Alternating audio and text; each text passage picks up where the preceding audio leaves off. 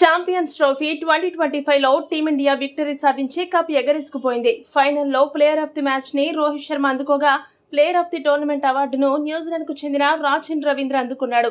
అయితే ఈ విషయమై భారత ఆటగాడు సునీల్ గవాస్కర్ కీలక విశ్లేషణ చేశాడు. గవాస్కర్ ఏమన్నాడంటే, టీమిండియా ఆడిన ఆట తీరు వర్ణించడానికి మాటలు సరిపోవు. అంత అద్భుతంగా మన ఆటగాళ్లు అదరగొట్టారు.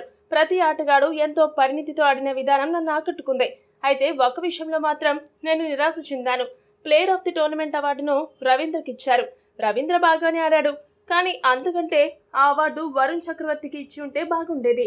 నా దృష్టిలో player of the tournament Varun Chakravarthy. అతను మొత్తం టోర్నమెంట్ ఆడలేదు, కానీ తాను ఆడిన అన్ని మ్యాచ్లలోనూ ఎక్స్‌ఫాక్టర్ గా నిలిచాడు. వరుణ్ చక్రవర్తి లేకుంటే లెక్కలు అన్నీ మారిపోయేవి.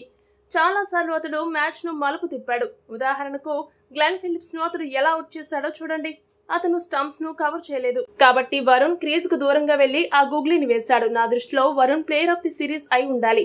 నేను గనక జడ్జిని అయితే player of the tournament award Varun కే ఇచ్చేవాడినని గవాస్కర్ పేర్కొన్నాడు.